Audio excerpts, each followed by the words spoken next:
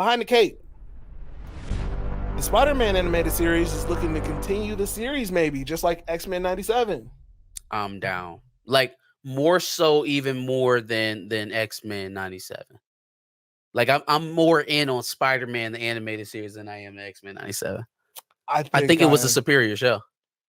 I liked X-Men too much as a kid. I liked X-Men.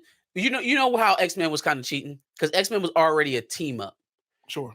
It got you hyped to see things like Blade and Spider-Man, or seeing all of the villains, or when who all popped up in Spider-Man? I think Captain America did. Wolverine popped up in there once before. Mhm. So like those kind of crossovers always meant a little more when it was happening in Spider-Man because he's usually alone. Yeah. But in X-Men, you got it in every damn episode, so it didn't really have the effect. It's kind of cheating. Sure. Rank these 3 animated series together. You got X-Men, you got Spider-Man the animated series, Batman the animated series. Ooh. Rank them 1 through 3. For me personally, X-Men is the highest. I just have like X-Men was just around a little bit more for me as a kid.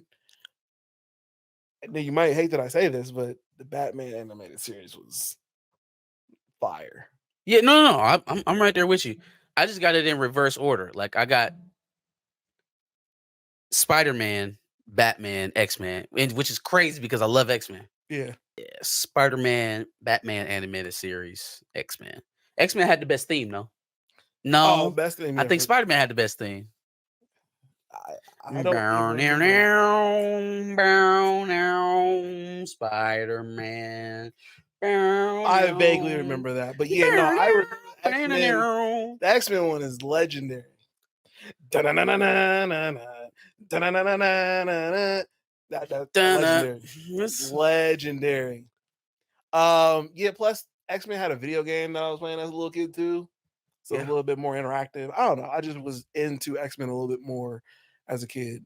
And if you really want me to see me be excited about any of this Marvel superhero shit, like X-Men has to be a part of it. I think as a pure television show, Batman animated series probably is the best. Realistically, probably. But my childhood speaking to me as Spider-Man. Okay, sure. Mine is forcing me to say X-Men. So we're in the same boat. But realistically, yeah, it's probably Batman. Yeah. Shout out to Kevin Conroy. Doom 2 just came out. Ooh, that's such a good movie. Oh. Hey man, listen to me. Listen to me. If y'all haven't seen Dune this weekend, you need to earmark some time this week, next weekend, whenever. Go see that damn movie. Okay, so I'm probably gonna meet you up there because I'm going to see it again. I need to earmark some time to watch Dune 2 and Dune 1. Man. Anyways.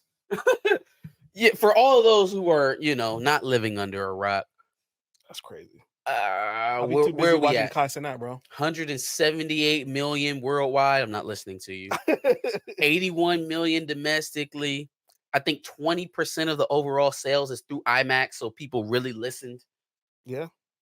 I'll claim responsibility for that because I told y'all to go see it on the biggest screen. But anyways, 20% of it through IMAX. That's crazy.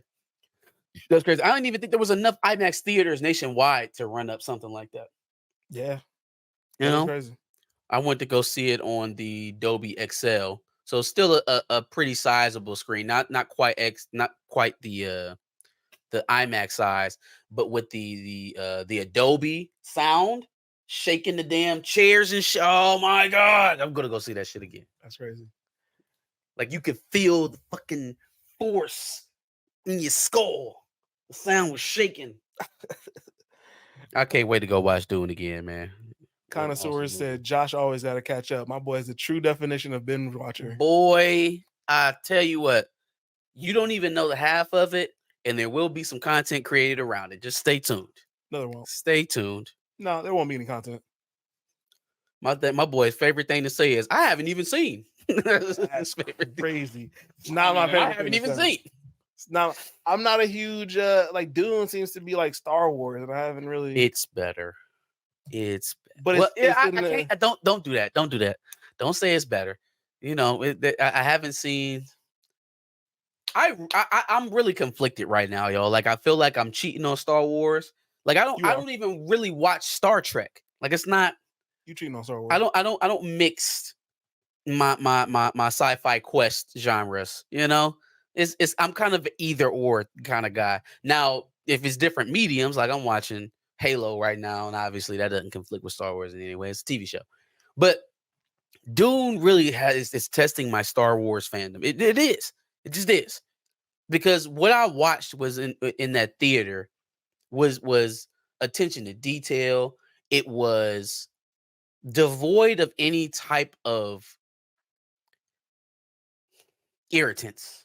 Mhm. There was nothing in there to flare people up. There was nothing in there to get people but the subject matter that they were dealing with was so sensitive. So the fact that they didn't do anything to set anybody off or have some fucking video essay written on the whole movie telling you why it's this, that, or is amazing. Because they were able to take these sensitive topics that everybody cares about and speak to everyone. Sure. It was man. So they didn't Such take a a good message movie. and tailor it to one person, like No. Or female empowerment in a Marvel. you could feel that way. You could go in the movie and feel that way, and the person next to you could be a completely different demographic and feel the same way. Okay. Good movie. Great movie.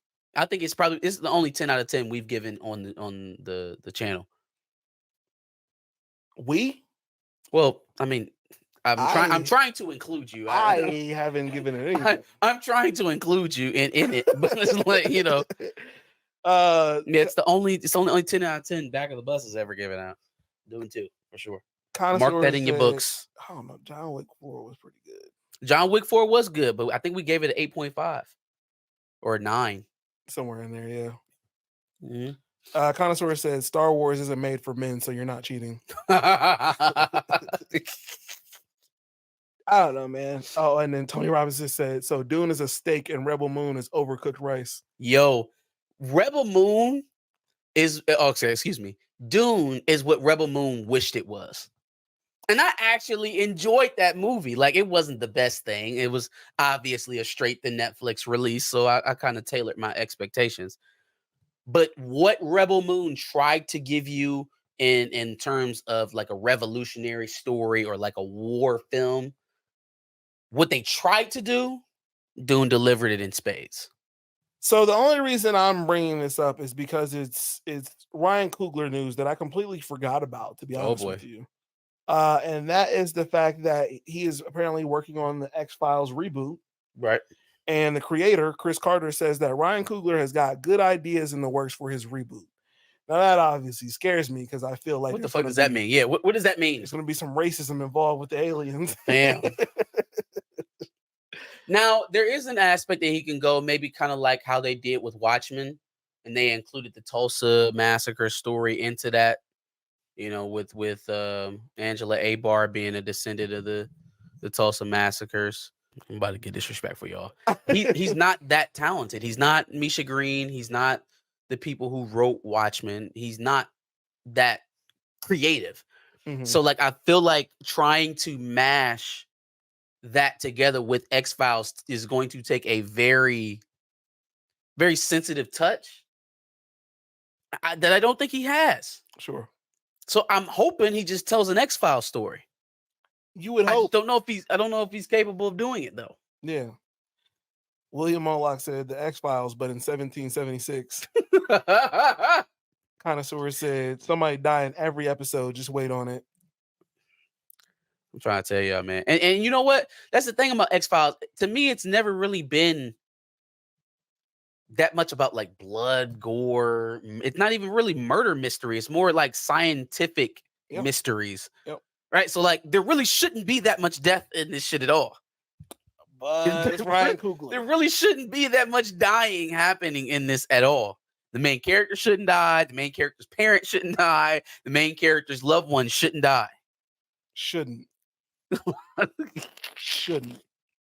Death should not be a motivator in the X-Files. It never was in the TV show. So like, maybe I'm missing something. I don't know. You're missing Ryan Coogler in your expectations. Missing the fact that Ryan Coogler is making this shit. All right, we're going to say RIP to Mark Dodson, who has passed away at the age of 64. Yep. The actor voiced in Gremlins and Salacious Crumb in Return of the Jedi. Yep. So RIP Mark Dodson. RP for sure. Ian McShane, star of the John Wick series, had some thoughts about the Continental, mainly that he was kind of upset that him and Keanu Reeves didn't have any real say in the prequel series, which, I mean, you wouldn't. What would you have to say? What would you have done? Like, what input would you have had? Especially Keanu Reeves, who isn't even supposed to be born in this iteration of the movie. And this version of this person is not you. So, like, the only thing that I got upset with Continental is that they didn't make a mention to John Wick. You don't do that. Now, if you don't want to put him in the show and make him an integral part of it, that makes sense. Obviously, he's not alive. He's the only reason why we're watching this. You have to connect this back to John Wick. And that was the only thing that didn't make sense to me. I thought for sure May's baby was John Wick. Richie was John Wick's father. Yeah. And that's the reason why he's already, but they didn't give us that. So unless we're getting another season. They made too many allusions to it, I felt like. Yeah, like they was hinting at it, but we never got there. Never got there. Freaked out about the flower in the first episode. I'm like, that flower is an allusion to the baby that I'm thinking. Okay. But they never spelled it out. But this thing that McClellan is saying, like, fam, what was they supposed to do? You wanted to go direct? And then he said it was a cash grab. I'm like, well, everything is Ballerina not a cash? Are you gonna say that about Ballerina? If they make a spinoff movie about one of the other John Wick characters, are you gonna call that a cash grab too? They're all cash grabs. I mean, you literally put John Wick to rest in John Wick 4, and the director's already talking about there's going to be a 5. Is that a cash grab? That's definitely. Or just the one thing that you wasn't involved with was a cash grab? Because it wasn't a cash grab for him. Right. Yeah, exactly. Yikes. Yeah, I didn't agree with that at all. Okay. Sydney Sweeney was on SNL. She was. She had a little monologue. Jesus. She made a joke about Madam Web. Where she absolutely kneecapped Sony on national television. Oh, yeah. That Sony, why don't nobody respect y'all? Oh, she was like, you see me here. You see me on Euphoria. You definitely didn't see me in Madam Web. Jesus. Oh, man. Absolute kneecap. Only a blonde-haired, blue-eyed white woman could get away with that in Hollywood. Well, only. Dakota Johnson got away with it. She got brown hair. Dakota Johnson is Don Johnson's daughter. So Nepo baby. Yeah, Nepo baby. Yikes. Yeah, no, that's two of the cast. That's two of the main cast. Just shit in the movie that they're in. The star and the co-star just kneecapping the fucking movie. And it hasn't even been a month that your movie's been out. Thing isn't on video on demand yet, and you making sure that nobody watch it on that either. Oh, that's man. Embarrassing. That is. Remember all of that respect that they have for the director and all that other shit? Yeah, she's been watching the movie like a hawk. They must have fucking hated her. They did, for sure. Like, damn. Like, even after it's already bombed, you just gonna stomp on your grave, huh? Yeah. Yep.